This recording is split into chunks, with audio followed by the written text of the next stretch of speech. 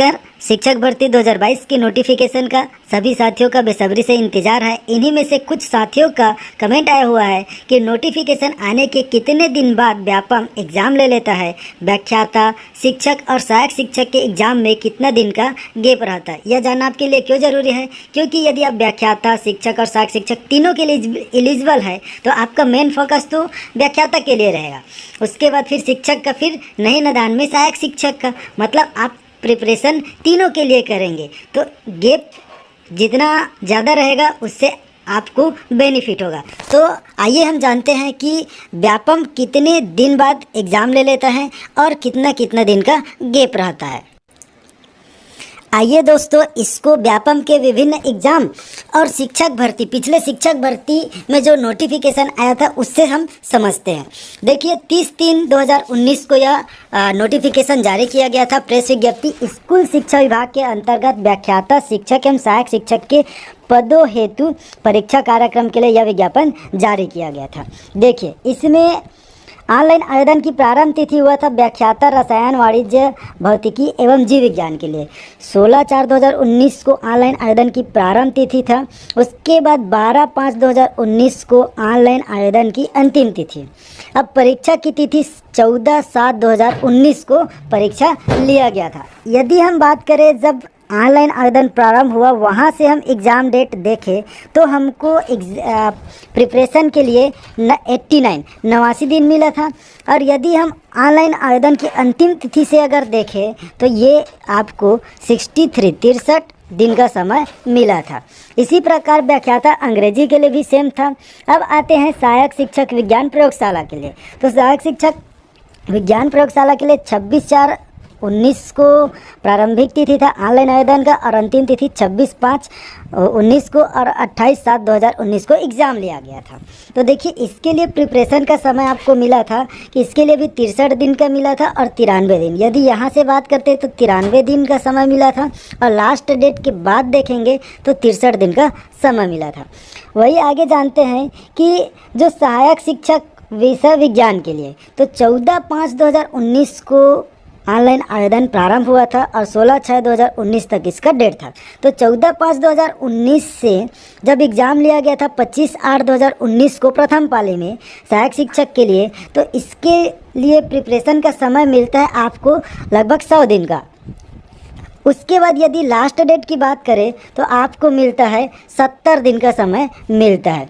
तो इस प्रकार से दोस्तों लगभग आप मान के चले तो नोटिफिकेशन आता है उसके बाद आपको 2 से 2.5 मंथ प्रिपरेशन के लिए समय मिलता है। यह मैं आपको क्यों बता रहा हूँ, क्योंकि इससे आप अभी से प्रिपरेशन चालू कर सकते हैं। क्योंकि अभी से आप प्रिपरेशन करते रहेंगे तो जैसे ही नोटिफिकेशन आएगा आप ज़्यादा पॉजिटिव रहेंगे क्योंकि मेरा तैयारी तो कुछ हो गया है। यदि आप नोटिफिकेशन के बाद तैयारी करते हैं तो आप प्रेशर में आ जाओगे, इसलिए आपको अभी से है तैयारी करना चाहिए। इस प्रकार से अब आप देख सकते हैं कि किसके लिए कितना दिन गैप मिला है।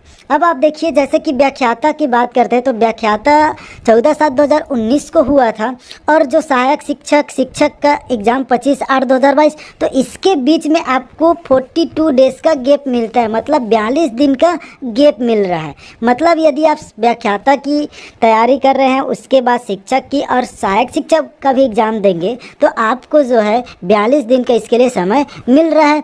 और बात करते हैं तो क्या सहायक शिक्षक और शिक्षक का पेपर अलग अलग दिन होता है, तो ऐसा नहीं है दोस्तों। पिछले भर्ती में जो सहायक शिक्षक और शिक्षक दोनों का एक ही डेट में एग्ज़ाम हुआ था 25/8/2019 को, तो सहायक शिक्षक का प्रथम पाली में हुआ था, उसके बाद शिक्षक का द्वितीय पाली में हुआ था। तो इस प्रकार से दोस्तों आपको ज़्यादा दिन का भी गैप नहीं मिलता है और ज़्यादा समय भी तैयारी के लिए नहीं मिलता है। तो आप अभी से अपना तैयारी जारी रखें। दोस्तों आप स्क्रीन पर देख रहे हैं कि यह शिक्षक भर्ती 2019 का नोटिफिकेशन है दोस्तों, और इस पर मैं आपको बताने वाला हूं कि किस किस पद पर टेट मांगा गया था। जैसा कि दोस्तों आप स्क्रीन पर देख रहे हैं कि शिक्षक भर्ती के लिए कौन कौन से पद जारी हुआ था। देख सकते हैं दोस्तों, व्यायाम शिक्षक के लिए वैकेंसी जारी हुआ था, कृषि शिक्षक के लिए वैकेंसी जारी हुआ था, साथ ही अंग्रेजी शिक्षक के लिए, गणित शिक्षक के लिए और जीव विज्ञान शिक्षक के लिए। इन 5 प्रकार के शिक्षक के पदों के लिए पिछली बार भर्ती हुआ था। साथ ही दोस्तों, अब मैं आपको बताने वाला हूँ कि किस पद के लिए सीजी टेट की अनिवार्यता नहीं होती है। दोस्तों, आप यहाँ पर देख सकते हैं दोस्तों कि व्याख्याता के लिए अलग पद निकला था और प्रयोगशाला के लिए अलग। लेकिन दोस्तों, आप यहाँ पर देखेंगे ये शिक्षक के लिए हैं। आप यहाँ पर देखेंगे दोस्तों कि अंग्रेजी शिक्षक के लिए आपके पास अंग्रेजी साहित्य का स्नातक स्तर पर एक विषय रहा हो, इसके लिए ये क्वालिफिकेशन रखा गया था। जीव विज्ञान के लिए भी आप देख सकते हैं और गणित के लिए भी देख सकते हैं। उसके बाद दोस्तों, मेन मुद्दा हमारा ये है कि किस पद के लिए टेट की अनिवार्यता नहीं होता है।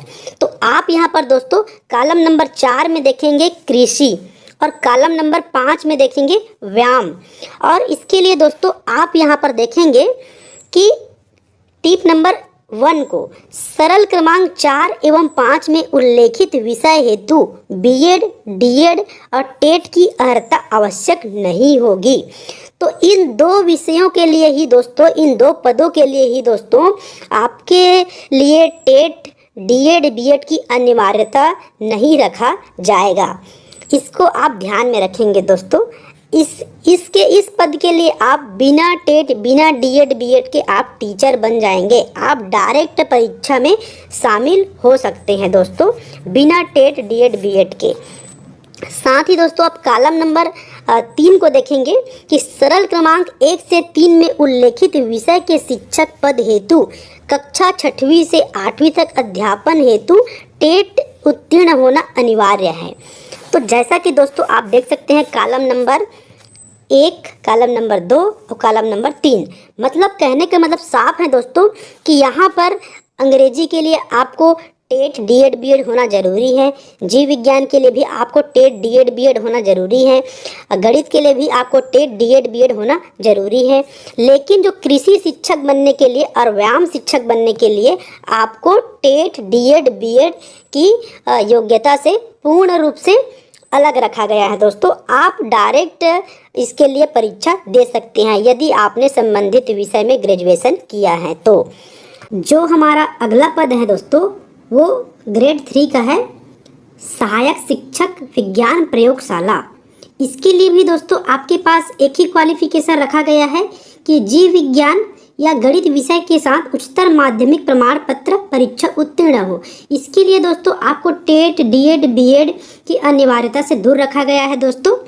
अब नीचे आएंगे तो आप देखेंगे कि व्याख्याता के पदों के लिए दोस्तों आप यहाँ पर देख सकते हैं आपके पास एक ही क्वालिफिकेशन रखा गया है कि किसी मान्यता प्राप्त विश्वविद्यालय से या संस्थान से द्वितीय श्रेणी में निम्नलिखित विषयों में से किसी एक विषय में स्नातकोत्तर या समकक्ष एवं बीएड होना आपको जरूरी है। यदि आप व्याख्याता का टीचर बनना चाहते हैं दोस्तों तो आपको स्नातकोत्तर होना चाहिए, साथ में बीएड होना चाहिए। इसके लिए आपके पास टेट का कोई अनिवार्यता नहीं रखा गया है दोस्तों। तो इस प्रकार से आप देख सकते हैं दोस्तों